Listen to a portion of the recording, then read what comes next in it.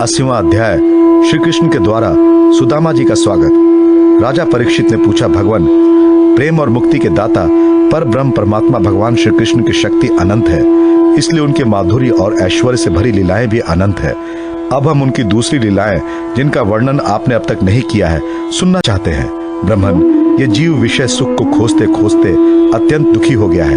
वे बाण की तरह इसके चित्त में चुभते रहते हैं। ऐसी स्थिति में ऐसा कौन सा रसिक, रस का विशेषज्ञ पुरुष होगा जो बार बार पवित्र कीर्ति भगवान श्री कृष्ण की मंगलमय लीलाओं का श्रवण करके भी उनसे विमुख होना चाहेगा। जो वाणी भगवान के गुणों का गान करती है वो सच्ची वाणी है। वही हाथ सच्चे हाथ है जो भगवान की सेवा के लिए काम करते हैं। वही मन सच्चा मन है जो चराचर प्राणियों में निवास करने वाले भगवान का स्मरण करता है। और वही कान वास्तव में कान कहने योग्य है जो भगवान की पुण्यमयी कथाओं का श्रवण करते हैं। वही सिर सिर है जो चराचर जगत को भगवान की चल अचल प्रतिमा समझकर नमस्कार करता है और जो सर्वत्र भगवदी ग्रह का दर्शन करते हैं। वे ही नेत्र वास्तव में नेत्र हैं। शरीर के जो अंग भगवान और उनके भक्तों के चरणोदक सेवन करते हैं, वही अंग वास्तव में अंग है। सच पूछिए तो उन्हीं का होना सफल है। सूत जी कहते हैं, शौनकादि ऋषियों, जब राजा परीक्षित ने इस प्रकार प्रश्न किया तब भगवान श्री सुखदेव जी का हृदय भगवान श्री कृष्ण में ही तल्लीन हो गया। उन्होंने परीक्षित से इस प्रकार कहा। श्री सुखदेव जी ने कहा, परीक्षित, एक ब्राह्मण भगवान श्री कृष्ण के परम मित्र थे। वे बड़े ब्रह्म ज्ञानी, विषयों से विरक्त, शांत चित्त और जितेंद्रिय थे। वे गृहस्थ होने पर भी किसी प्रकार का संग्रह परिग्रह न रखकर प्रारब्ध के अनुसार जो कुछ मिल जाता उसी में संतुष्ट रहते थे। उनके वस्त्र तो फटे पुराने थे ही, उनकी पत्नी के भी वैसे ही थे। वे भी अपने पति के समान ही भूख से दुबली हो रही थी। एक दिन दरिद्रता के प्रतिमूर्ति दुखनी पतिव्रता भूख के मारे कांपती हुई अपने पतिदेव के पास गई और मुरझाए हुए मुंह से बोली, भगवान, साक्षात लक्ष्मीपति भगवान श्री कृष्ण आपके सखा है। वे भक्त वांछल कल्पतरु, शरणागत वत्सल और ब्राह्मणों के परम भक्त है। परम भाग्यवान आर्य पुत्र, वे साधु संतों के, सत्पुरुषों के एकमात्र आश्रय है। आप उनके पास जाइए। जब वे जानेंगे कि आप कुटुंबी है और अन्न के बिना दुखी हो रहे हैं तो वे आपको बहुत सा धन देंगे। आजकल वे भोज, वृष्ण और अंधक वंशी यादवों के स्वामी के रूप में द्वारका में ही निवास कर रहे हैं और इतने उदार हैं कि जो उनके चरण कमलों का स्मरण करते हैं उन प्रेमी भक्तों को वे अपने आप तक का दान कर डालते हैं। ऐसी स्थिति में जगत गुरु भगवान श्री कृष्ण अपने भक्तों को यदि धन और विशेष सुख जो अत्यंत वांछनीय नहीं है दे दें तो इसमें आश्चर्य की कौन सी बात है। इस प्रकार जब उन ब्राह्मण देवता की पत्नी ने अपने पति देव से कई बार बड़ी नम्रता से प्रार्थना की तब उन्होंने सोचा कि धन की तो कोई बात नहीं है, परंतु भगवान श्री कृष्ण का दर्शन हो जाएगा, ये तो जीवन का बहुत बड़ा लाभ है। यही विचार कर उन्होंने जाने का निश्चय किया और अपने पत्नी से बोले, कल्याणी, घर में कुछ भेंट देने योग्य वस्तु भी है क्या? यदि हो तो दे दो। तब उस ब्राह्मणी ने पास पड़ोस के ब्राह्मणों के घर से 4 मुट्ठी चिवड़े मंगाकर एक कपड़े में बांध दिए और भगवान को भेंट देने के लिए अपने पति देव को दे दिया। इसके बाद वे ब्राह्मण देवता उन चिवड़ों को लेकर द्वारका के लिए चल पड़े। वे मार्ग में यही सोचते जाते थे कि मुझे भगवान श्री कृष्ण के दर्शन कैसे प्राप्त होंगे।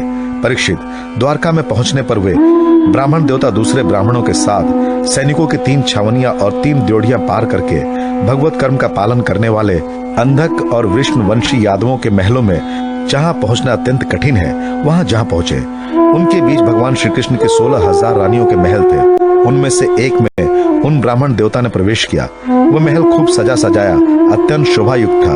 उसमें प्रवेश करते समय उन्हें ऐसा मालूम हुआ मानो वे ब्रह्मानंद के समुद्र में डूब उतरा रहे हो। उस समय भगवान श्री कृष्ण अपने प्राण प्रिया रुक्मणी जी के पलंग पर विराजे हुए थे।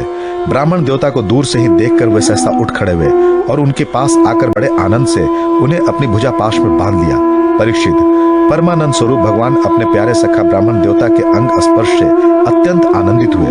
उनके कमल के समान कोमल नेत्रों से प्रेम के आंसू बरसने लगे। परीक्षित, कुछ समय के बाद भगवान श्री कृष्ण उन्हें ले जाकर अपने पलंग पर बिठा दिए और स्वयं पूजन की सामग्री लाकर उनकी पूजा की। प्रिय परीक्षित, भगवान श्री कृष्ण सभी को पवित्र करने वाले हैं, फिर भी उन्होंने अपने हाथों ब्राह्मण देवता के पांव पखारकर उनका चरणोदक अपने सिर पे धारण किया और उनके शरीर में चंदन, अर्गजा, केसर आदि दिव्य गंधों का लेपन किया। फिर उन्होंने बड़े आनंद से सुगंधित धूप और दीपावली से अपने मित्र की आरती उतारी। इस प्रकार पूजा करके पान एवं गाय देकर मधुर वचनों से भले पधारे ऐसा कहकर उनका स्वागत किया। ब्राह्मण देवता फटे पुराने वस्त्र पहने हुए थे। शरीर अत्यंत मलिन और दुर्बल था।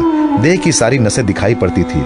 स्वयं भगवती रुक्मणी जी चमड़ डुलाकर उनकी सेवा करने लगी। अंतपुर की स्त्रियां यह देखकर अत्यंत विस्मित हो गई कि पवित्र कीर्ति भगवान श्री कृष्ण अतिशय प्रेम से इस मैले कुचले अवधूत ब्राह्मण की पूजा कर रहे हैं। वे आपस में कहने लगी, इस नंग धड़ंग, निर्धन, निंदनीय और निकृष्ट भिखमंगे ने ऐसा कौन सा पुण्य किया है जिससे त्रिलोकी के सबसे बड़े श्रीनिवास श्री कृष्ण स्वयं इसका आदर सत्कार कर रहे हैं। देखो तो सही, इन्होंने अपने पलंग पर सेवा करते हुए स्वयं लक्ष्मी रूपनी रुक्मणी जी को छोड़कर इस ब्राह्मण को अपने बड़े भाई बलराम जी के समान हृदय से लगाया है। प्रिय परीक्षित, भगवान श्री कृष्ण और वे ब्राह्मण दोनों एक दूसरे का हाथ पकड़कर अपने पूर्व जीवन की उन आनंददायक घटनाओं का स्मरण करने और वर्णन करने लगे जो गुरुकुल में रहते समय घटित हुई थी। भगवान श्री कृष्ण ने कहा, धर्म के मर्मज्ञ ब्राह्मण देव, गुरु दक्षिणा देकर जब आप गुरुकुल से लौट आए तब आपने अपने अनुरूप स्त्री से विवाह किया या नहीं? मैं जानता हूँ कि आपका चित्त गृहस्थी में रहने पर भी प्राय विषय भोगों से आसक्त नहीं है। विद्वान, यह भी मुझे मालूम है कि धन आदि में भी आपकी कोई प्रीति नहीं है। जगत में बिरले ही लोग ऐसे होते हैं जो भगवान की माया से निर्मित विषय संबंधी वासनाओं का त्याग कर देते हैं और चित्त में विषयों की तनिक भी वासना न रहने पर भी मेरे समान केवल लोक शिक्षा के लिए कर्म करते रहते हैं। ब्राह्मण शिरोमणे, क्या आपको उस समय की बात याद है जब हम दोनों एक साथ गुरुकुल में निवास करते थे?